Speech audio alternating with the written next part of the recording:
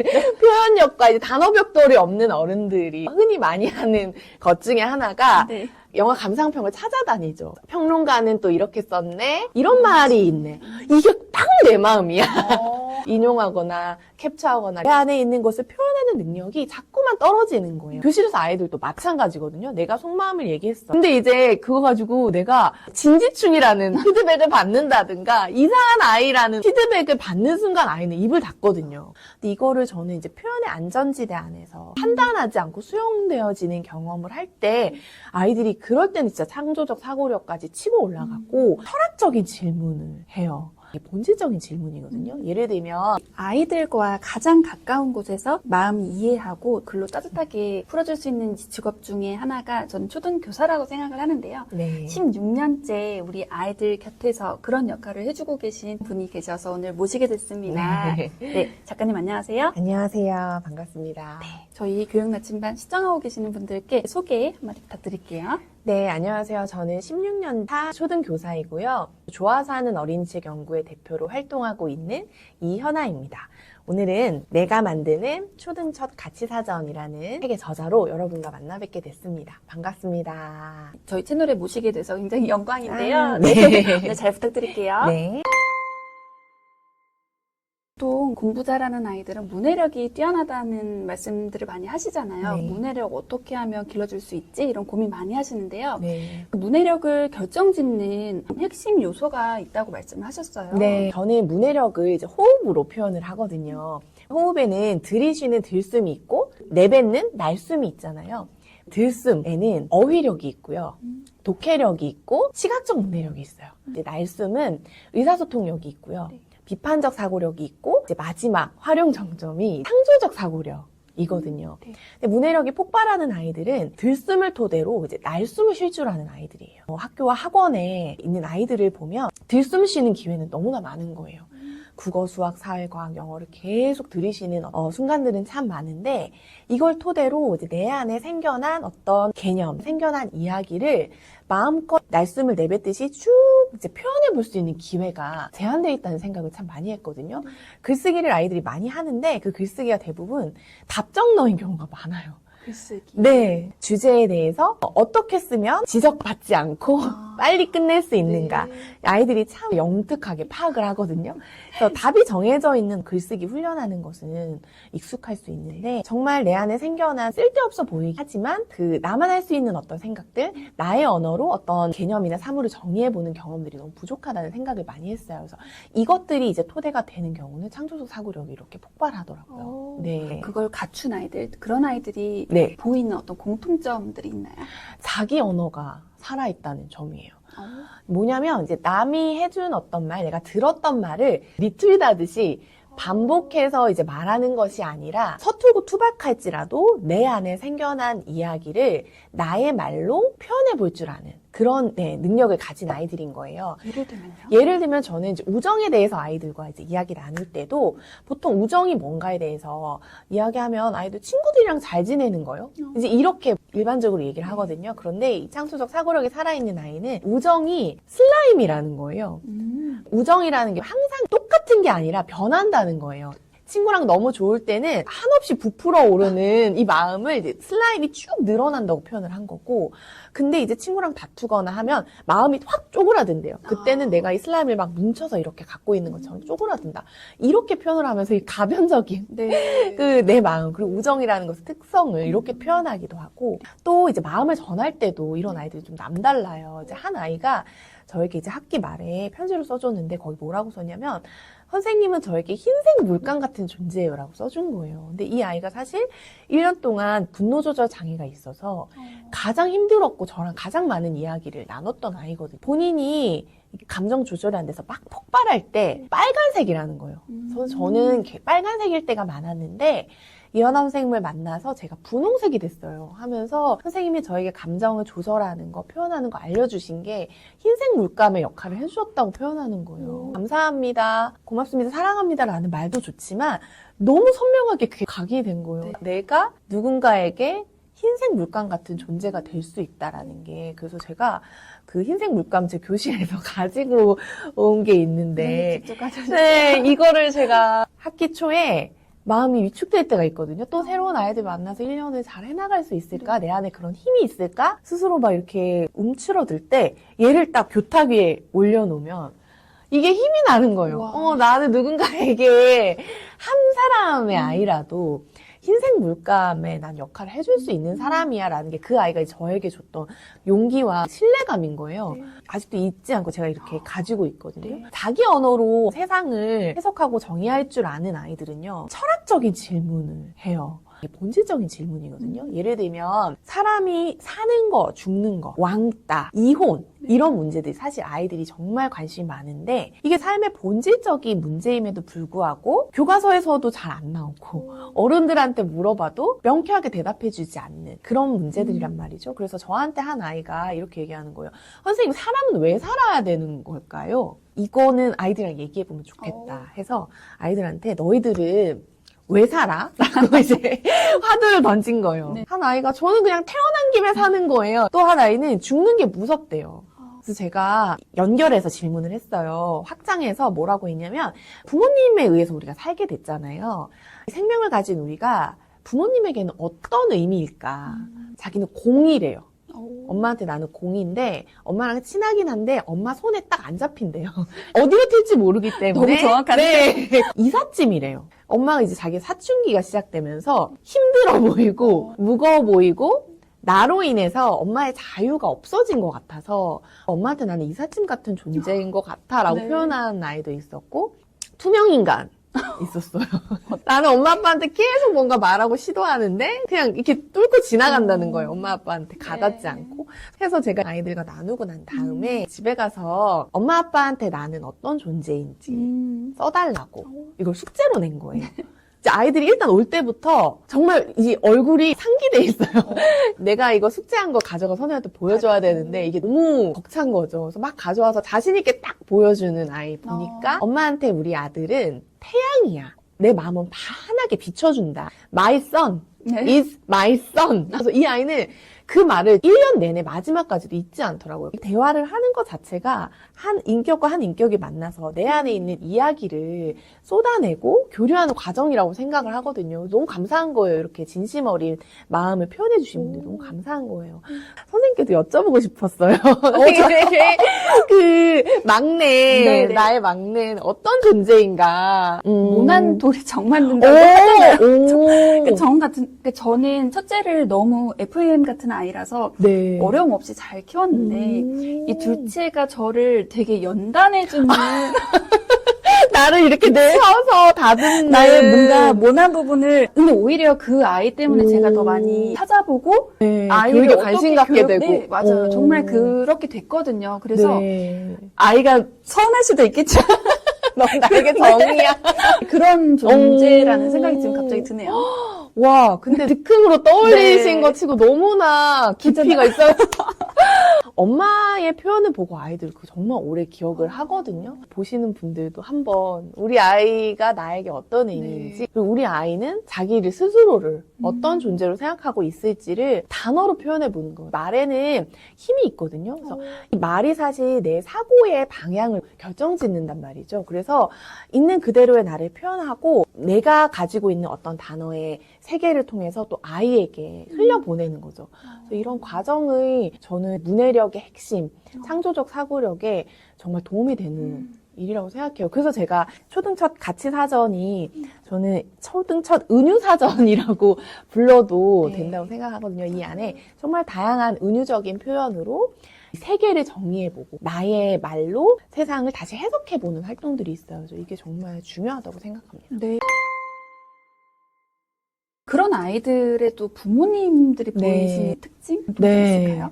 판단하지 않고 수용하고 인정해주는 태도가 있으시다고 생각해요. 그래서 아이들이 자기를 표현함에 있어서 주눅들지 않고 눈치 보지 않는 거예요. 우리의 교실과 거실이 아이들에게 있어서 표현의 안전지대가 돼야 된다고 생각해요. 그래서 내가 무엇을 솔직하게 표현하든 이상한 아이 취급을 받지 않는 그 안전지대가 되어야지 아이들은 표현을 시작하거든요. 그렇지 않으면 틀에 박힌 뻔한 이야기만 늘어놔요. 너무 귀신같이 포착해서 그 얘기를 하거든요. 우리가 독서 모임 하는 거 생각해보면 돼요. 내가 독서 모임을 하는데 이 책을 읽고 나만의 어떤 개인적이고 굉장히 생생한 생각이 떠올랐어. 네. 속마음인데 이거 터놓아도 될까? 하면서 가서 주저하다가 솔직하게 얘기했어요. 제가 이 책을 읽고 저의 이런 경험이 떠오르네요. 그랬더니 맞은편에 앉은 분이 진짜 특이하시네요. 어떻게 이 책을 읽고 그런 생각을 하세요? 그거 말고 다른 건 다시 얘기해보세요. 라고. 그건 틀렸어요. 라고 얘기를 하면 그날 집에 돌아가면서 이렇게 생각하죠. 내가 다시는 독서 모임 가서 속마음 얘기하나 봐. 절대 얘기 안 해. 다음 독서 모임을 갈 때는 뭘 하냐면 예스24를 켜서 출판사 서평을 보죠. 정해진 답을. 네, 그래서 쭉 읽고 가요. 적당히 그 말을 버무려서 얘기하면 아무도 나한테 공격을 못하죠. 이거 나와 있는 건데 거의 정답을 내가 얘기하는 것처럼 줄줄줄줄줄 얘기하고 오면 부담 없어요. 하지만 우리가 독서 모임을 하고 같은 책을 읽고 생각을 나누는 거는 그거 다시 읊조리기 위해서 얘기하는 건 아니잖아요. 같은 책을 읽어도 독자가 100명이면 사실 100개의 이야기가 새롭게 태어나는 건데 이걸 나눠야 되는 거예요. 교실에서 아이들도 마찬가지거든요. 내가 속마음을 얘기했어. 이제 엄마랑 우리 선생님이랑 단어에 대해서 사유할 때 내가 좀 엉뚱하지만 진짜 내가 생각했던 걸 얘기했어. 근데 이제 그거 가지고 내가 진지충이라는 피드백을 받는다든가 이상한 아이라는 피드백을 받는 순간 아이는 입을 닫거든요. 이제 판에 박힌 이야기만 써요. 그래서 보면 글쓰기를 할 때 특히 독후 감상문 쓸 때 정말 출판사 서평을 그대로 옮겨다 놓은 것처럼만 쓰는 아이들이 있거든요. 안전한 것만 택하고 지적받는 것에 대한 불안감이 있는 거예요. 근데 이거를 저는 이제 표현의 안전지대 안에서 충분히 이것들이 풀어지고 인정받는 경험, 판단하지 않고 수용되어지는 경험을 할 때 아이들이 그럴 때는 진짜 창조적 사고력까지 치고 올라가고 누구나 아이들 안에는 자기만의 언어가 있거든요. 제가 아이들이랑 그림책 창작을 하면서 이제 200권이 넘는 아이들의 세계들을 만나면서 느낀 게 아이는 누구나 가슴속에 자기만의 언어가 있다라는 생각을 했거든요. 다 자기 안에 이야기 씨앗이 있고 하고 싶은 이야기가 있어요. 그런데 이걸 어떤 단어로 어떤 표현으로 꺼낼지를 몰라서 주저하고 있는 경우가 있는데 그것만 탁 맞아지면 아이들이 정말 빙산 안에 이만큼 이야기가 담겨 있는 것처럼 폭발하듯이 드러날 때가 있거든요. 그런 연습을 이 책을 통해서 많이 해주시면 좋겠어요. 네. 우리 작가님께서 아이들과 직접 이 가치 사전을 만들어 가셨잖아요. 네. 만드는 과정 속에서 아이들이 눈에 띄게 달라진 점이 있을까요? 아이들 안에 단어 벽돌이 굉장히 탄탄하게 쌓이더라고요. 사실 우리가 쓰는 어휘들이 굉장히 한정돼 있거든요. 매 순간 삶에 다채로운 걸 느끼는데 내가 써낼 그 단어 벽돌을 적게 가지고 있으면 비슷비슷한 표현으로 생생한 것들을 표현할 수밖에 없는 거예요. 아이들과 일기 쓸 때 정말 많이 느끼는데 일기장에 등장하는 단고 어휘 3종 세트가 있어요. 뭘까요? 알 것 같은데요. 아마 아실 텐데 참 좋았다, 참 재미있었다, 즐거운 하루였다. 분명히 아이는 오늘 서운한 것도 있었을 거고 너무 짜릿한 순간도 있었을 거고 되게 속상하거나 너무 감동했거나 여러 가지를 느꼈을 텐데 그냥 참 좋았다고 퉁치는 거예요. 그래서 제가 아이들이랑 좋은 것을 좋다라는 말 없이 표현해보기 이런 거 많이 하거든요. 네. 그리고 뭐 슬프다는 감정도 슬프다는 그 단어 없이 슬픔을 내가 어떻게 표현해볼 건가 이거에 대해서 얘기를 해봐요. 근데 이거는 어른도 마찬가지예요. 그래서 폭삭 속았수다를 봤어요. 너무 좋은 거예요. 너무 좋은데 그래서 감상을 쓰려고 하는데 너무 좋아. 정말 너무 감동적이야. 꼭 보세요. 이 정도밖에 이 표현이 안 될 때가 있어요. 어른도 마찬가지거든요. 그럴 때 좋다는 말 없이 뭐가 좋은지를 내가 써보는 거예요. 왜 좋았지? 나의 엄마를 떠올리게 했기 때문인가? 아니면 내가 잊고 있었던 내 안의 결핍을 건드렸기 때문인가? 뭔가 어떤 그런 지점에 대해서 뾰족하게 써나가는 거가 되게 중요하거든요. 그래서 어른이든 아이든 느낀 생생한 어떤 감정을 내 언어로 표현해보는 거. 그 경험이 너무 부족하다는 생각이 많이 들었고 어른의 이 빈약한 표현력과 이제 단어 벽돌이 없는 어른들이 흔히 많이 하는 것 중에 하나가 영화 감상평을 찾아다니죠. 평론가는 또 이렇게 썼네. 내가 즐겨보는 이분의 계정에는 이런 말이 있네. 이게 딱 내 마음이야. 이러면 이걸 딱 가져오죠. 인용하거나 캡처하거나 리트윗해서 딱 놓고 이 마음 내 마음 하고 내가 뭔가 풍부한 언어로 내 안의 것을 표현했다는 대리만족을 느끼고 끝내버리는 거예요. 내 안에 있는 것을 표현하는 능력이 자꾸만 떨어지는 거예요. 그래서 그렇지 않으려고 노력을 하거든요. 투박해도 좋고 촌스러워도 좋으니까 생생한 나의 어떤 감상을 내 언어로 써보는 연습 너무 중요하다고 생각하고 일기쓰기도 마찬가지. 이게 훈련이 된 아이들은 좋았다는 것을 좋다는 말 없이 네 말로 다시 설명해 볼래? 라는 훈련이 이제 계속 되어지면 이제 아이가 받아들인 것을 자기 것으로 꾸어서 재구성하는 훈련이 되거든요. 이게 이제 이런 것도 등장하는 거예요. 오늘 친구랑 싸워서 친구한테 말 상처를 받았어요. 그거를 엄마한테 얘기한 거예요. 엄마, 친구가 나보고 나쁘게 말해서 내가 상처받았어. 이제 부모님은 나름대로 너는 그런 말에 흔들릴 만한 그런 아이가 아니야. 넌 정말 귀한 존재야. 라는 의미로 네. 이렇게 말씀하시거든요. 아이 신경 쓰지 마. 신경 쓰지 마. 별일 아니야. 너 그런 거에 흔들릴 아이 아니야. 라고 이야기 하잖아요. 근데 이 아이는 이 말을 듣고 어떻게 생각했냐면 내가 별일 아닌 일에도 이게 이렇게 마음이 흔들리는 진짜 나약하고 못난 아이구나. 그래서 이 말이 더 신경이 쓰이고 더 상처가 됐다는 거예요. 그랬을 때 자기 마음을 엉킨 실로 표현을 한 거예요. 여기서 저는 되게 좋았던 게 이게 아이가 직접 이게 아이가 쓴 그림책이고 본인이 썼던 시작했던 짧은 단상, 말 상처로 인해서 내 마음이 엉킨 실처럼 엉망진창 꼬여있는 그 이야기를 하나의 완결된 서사로 끝까지 밀고 나가서 쓴 이제 그림책이에요. 제가 교실에서 독립출간을 해서 아이에게 선물한 책인데 이런 표현이 뭐가 좋냐면 원관념이 내 상처받은 내 마음이고 이제 보조관념이 엉킨 실이잖아요. 네. 사실 둘 사이에 연관성 없어 보이는데 창의적으로 두 개가 연결되면서 새로운 의미를 향해 가거든요. 내 마음이 엉킨 실이야. 그러면 여기에서 발전할 수 있는 얘기가 싹둑 잘라버리면 안 될까? 로 가는 거예요. 근데 안 돼. 왜냐하면 한번 잘라버린 실은 절대 원래대로 붙일 수 없거든. 상처가 아물어도 흉터가 남는 것처럼 싹둑 자른 실은 다시 묶어도 매듭이 남아. 그래서 내가 말 상처를 받았을 때 아무렇지도 않고 그 무시하면 되는 게 아니라 내 안에는 그 매듭이 남는다는 걸 이 아이가 표현을 했고 이 엉킨 실을 풀기 위해서는 내가 손가락으로 만져서 엉킨 실의 끝을 찾아야 된다. 그래서 결국 스스로 내가 풀어야 된다는 얘기를 이 아이가 해나간 거예요. 그래서 저는 엉킨 실로 내 마음을 표현했던 첫 번째 은유적 경험이 이 하나의 서사를 이끌어내는 걸 보면서 너무 경이로웠거든요.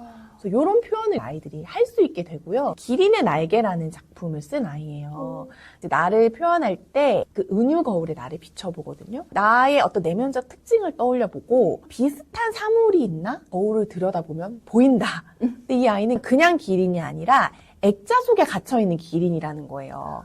왜 액자야 했더니 내가 이렇게 잘 자라는 모습을 우리 엄마, 아빠, 할머니, 할아버지 보여주고 싶은 거예요. 그런 마음을 액자 틀, 어떻게 보면 되게 안전하고 나를 이제 돋보이게 해줄 수 있는 어떤 틀로 시작을 했는데 근데 이게 이 아이가 자라다 보니까 목이 이렇게 휘어버렸어요. 그러니까 이 틀이 견고하다 보니까 나는 성장하고 싶은데 이 틀은 그대로 있을 때 목이 이렇게 휘어버린 거예요. 그래서 저는 이거 보면서 직장인으로서도 너무 공감했거든요. 되게 교실에서 하고 싶은 것도 너무 많고 막 성장하고 싶은 어떤 아이들도 정말 막 타다닥 뛰어오르고 계속 변화해 가는데 이 교실의 틀이 어쩌면 우리에게 액자 틀이 되어서 우리가 쭉쭉쭉 성장하면서 이렇게 목이 휘어지는 어떤 그런 모습이 떠오를 때가 있어서 너무 공감했던 장면이에요. 근데 이 아이는 여기서 좌절하는 게 아니라 스스로 이 틀을 깨고 할 수 있다. 그래서 이 틀을 깨고 딱 나오거든요. 근데 나와서가 되게 좋았던 게 틀 안에서 나오고 보니까 틀 안에 있을 때는 나가고 싶어만이 화두였다면 나오고 보니 내가 걸을 수도 있고 뛸 수도 있고 고개 들어보니까 날아다니는 세상도 있네 하면서 새로운 꿈을 또 꾸게 되는 거예요. 그래서 이 기린이 자기 날개를 찾아가는 이야기거든요. 여기 보면은 백화점 쇼윈도에 걸려있는 날개들 중에 하나를 본인이 갖고 싶어 했는데 도사님이 꿈은 이미 만들어진 것 중에 하나를 걸치듯이 갖는 것이 아니라 수제 맞춤형으로 내 것을 만들어 가야 된다라고 이야기를 해줘요. 그렇잖아요. 우리 점수에 맞춰서 의사, 변호사 내가 입는 게 아니라 내가 어떤 존재로 살아가야 될 건지 삶의 방향성을 찾는 게 꿈이라고 생각하거든요. 직업과는 다르잖아요. 이제 그러면서 자기 날개를 이렇게 찾게 돼요. 그러면서 마지막에 액자 속 기린도 자유로워질 수 있다. 액자 속 기린도 날 수 있다 이러면서 마무리가 네. 되거든요. 그래서 이런 이야기의 씨앗도 나를 기린이라는 은유적 사물로 표현해 보면서 내 안에 이런 꿈이 있었구나라는 것을 알게 되는 거고 이런 욕망이 있었구나. 저는 정말 신뢰하는 문장 중에 하나가 이야기 치료에서 공부하면서 밑줄 그었던 문장인데 사람은 자기 이야기대로 산다. 거든요. 이야기가 없으면 내 서사가 없이 살게 되는 거예요. 근데 저는 그게 너무 싫어서 아이들에게 작은 거라도 나의 말로, 나의 서사로 어떤 개념들, 사물들, 사건들, 장면들을 표현해보는 거 자꾸 해보는 건데 이 친구가 이제 미국으로 유학을 가게 된 거예요. 부모님이 여기 계신데. 동생과 함께 자기 날개를 찾아서 이제 날아가게 됐고 틀을 깨고 이 아이는 자기 틀을 깨고 날아가 있는 와중에 한 출판사 대표님이 이거 정식 출간했으면 좋겠다라고 출간 제안을 주셔가지고 요렇게 이 아이의 작품은 정식 출간이 됐어요. 이 책이 너무 귀한 이유가 작가의 꿈을 꾸는 아이들이 있거든요. 근데 아이들이 자기 이야기를 굉장히 볼품없고 초라하게 여겨요. 이러고 하고 이거는 저는 너무 이야기가 평범해요 하거든요.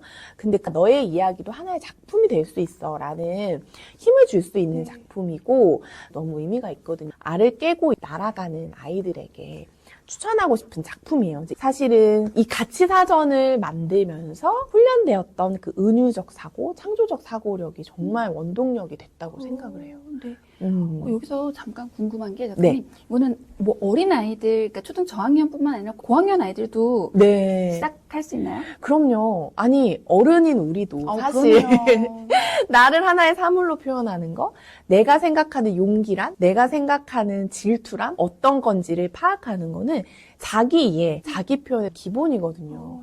저는 그래서 이 은유라는 것에 정말 매료가 됐던 순간들이 많았고 초등 첫이라고 이제 이름을 붙인 게 쓰기를 시작한 아이들 있죠. 자기 표현을 시작하는 아이들과 이제 삐뚤빼뚤 투박하지만 시작해 보시면 좋겠고 옆에서 어른인 우리도 밑을 타는 인생 살지 않고 나의 서사를 가진 정말 좋은 걸 좋다고 내 입으로 다채롭게 말할 수 있기 위해서 그런 것들을 같이 길러나가는 그런 책이 됐으면 좋겠어요. 너무 공감하는 게 아이랑 같이 책을 읽으면서 해보는데 아이도 사실 처음에는 그 사전적 의미만 먼저 말을 하려고 하는 것뿐만 아니라 저도 어렵더라고요. 그래서 말씀하신 대로 어른도 이게 쉽지 않고 그런 연습하는 과정을 아이들이랑 같이 하면 너무 좋겠다라는 생각을 했습니다. 네. 우리 선생님 16년째 초등교사로 계시는데요. 초등교사로서 깨달은 초등생활에서 가장 좀 중요하다고 생각하시는 것 어떤 것 있을까요? 심리학자 에릭슨이요. 인간의 발달을 8단계로 나눴어요. 근데 이 초등 시기는 그중에 4번째 단계거든요. 이 단계마다 발달 과업들이 있는 거예요. 근데 이 초등 시기는 근면성 대 열등감이거든요. 이 시기의 핵심은 나는 해낼 수 있는 사람이야. 유능감을 가지는 거. 자기 효능감. 네, 자기 효능감을 갖는 것이 이 시기의 핵심이거든요. 내가 뭔가를 해봤을 때 되네? 나 할 수 있는 사람이네? 내가 스스로 해냈어. 이걸 할 수 있어야 되는 시기인 거예요. 근데 저는 이 유능감이 내가 시험 점수를 잘 받았어 에서만 오는 것이 아니라 내가 스스로 생각할 수 있고 말을 할 수 있고 표현할 수 있는 거. 그리고 더 나아가서는 내가 표현한 것으로 사람들과 교류하고 소통하고 공감할 수 있는 것까지 가보는 게 저는 이 초등 시기에 언어적인 유능감을 획득할 수 있는 너무 중요한 경험이라고 생각을 하거든요. 그래서 저 초등 6년 동안 아이들이 이 3가지만큼은 꼭 경험해봤으면 좋겠다 하는 거. 첫 번째는 이 책을 통해서 저는 은유적 사고로 단어 벽돌을 탄탄하게 쌓는 거예요. 그래서 다채로운 단어 벽돌을 자기 언어로 풍부하게 가지고 있는 것이 밑바탕이 되어야 하고요. 두 번째는 이 은유적 사고 안에 나를 넣어보는 거예요. 나라는 사람을 하나의 사물로 비추면 어떤 존재이지? 근데 한 아이가 뭐라고 자기를 표현했냐면 이제 미역으로 표현했어요. 왜 미역이야? 미역국을 좋아해서 그런 거야? 왜 미역이야? 그랬더니 저는 선생님 귀가 좀 얇거든요. 그래서 누가 뭐라고 얘기하면 이렇게 흐느적 됐다가 또 다른 얘기하면 이렇게 흐느적 됐다가 이렇게 되게 유연하다는 거예요. 해파리가 더 유연하지 않아? 라고 했더니 아이가 굉장히 단호한 표정으로 선생님 해파리는 안 돼요 하는 거예요. 제가 웬만한 건 주변 사람들 다 맞춰주고 이렇게 흐느적 거리는데 고집이 한번 생기면 절대 꺾지 않거든요. 그래서 저는 뿌리가 있어야 돼요. 나름대로 뿌리가 단단하게 있으면서 흐느적대는 존재를 찾은 거예요. 그게 바로 미역이었던 거예요. 정말 많네요. 그쵸. 네. 그러면서, 그럼 이 아이는 그렇게 나의 뿌리를 지키는가. 그리고 뚝심은 어디서 나오는 걸까? 그 유연성은 어디서 나오는 걸까? 보니까 이 아이의 원천은 할머니였더라고요. 미역 친구인 할머니와 함께 삶에 대한 유연한 자세와 그렇지만 지켜야 할 것은 내가 굳건히 지키는 그것에 대해서 써내려 간 거예요. 자신을 어둠으로 표현한 아이도 있어요. 저도 어릴 때 그랬거든요. 아이들이 막 H.O.T 좋아하고 제키 오빠들 좋아하고 하는데 저는 거기 그렇게 마음이 안 가는 거예요. 저는 발라드 좋아하고 성시경 좋아하고 막 조성모 좋아하고 이랬었거든요. 네. 아이들이 그러면 너는 누구 좋아해? 하면 그냥 뭐 적당히 G.O.D 그냥 이렇게 너무 튀고 싶지 네. 않은 마음. 그냥 저 스스로도 이것에 대해서 어떤 명확한 언어로 자기 탐구를 충실히 하지 않고 그리고 또 공부해야 되니까 그렇게 흘러가 버렸던 것 같거든요. 다른 아이들은 장원영 좋아하고 요즘 하이스 춤 따라하고 이러는데 나는 별로 그런 거 안 끌리는데? 내가 좀 다크한가? 내가 어두운 건가? 아닌데? 남들과 다른 자신의 어떤 특징에 대해서 탐구를 하기 시작한 거고 그러면서 이 아이가 얘기하는 게 선생님 근데 어두울 때만 볼 수 있는 게 있어요 이러는 거예요. 친구들이랑 막 웃고 떠돌고 아이돌 얘기할 때는 보이지 않는 것이 내가 혼자 사색할 때 보이는 것들이 있잖아요. 낮에도 선생님 별이 안 보이잖아요. 근데 깜깜해지면 보이잖아요. 그 어둠 속에서 별을 볼 수 있으면 그 안에서 우주를 볼 수 있다. 라고 이야기를 하면서 반짝이는 별들을 품을 수 있는 나는 어둠 그리고 우주 그것으로 되었습니다. 이렇게 끝나거든요. 너무 자족하면서 만족하면서 와 이렇게 성장기 사춘기에 남들과 다른 나의 특징을 끝까지 파고들어서 나의 언어로 정의해보는 경험을 한 아이가 너무 기대된다. 저도 하지 못하고 미해결 과제로 넘어갔었던 어떤 것들인데 새삼 저도 다시금 그때 돌아보게 됐던 작품이거든요. 나는 흔들리지만 뿌리가 있는 미역이다. 나는 다른 친구들과는 다른 어둠이다 했을 때 그 밑에 이야기가 있었잖아요. 이거를 하나의 완결된 서사로 완성해보는 경험. 세 번째는 한 명의 창작자로서 내 이야기를 끝까지 완성해보는 경험. 이게 자기 세계 가꾸기거든요.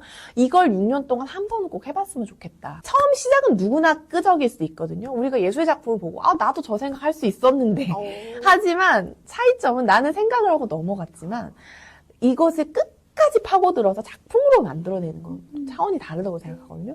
우리가 모두가 책을 출간하거나 소설가가 되거나 이런 걸 얘기하는 게 아니야. 내가 어떤 직업을 갖고 살든지 간에 어떤 길을 가든지 살아있는 언어로 좀 자기만의 세계를 자신 있게 펼쳐낼 수 있는 그런 사람으로 살았으면 좋겠어 얘기를 하거든요.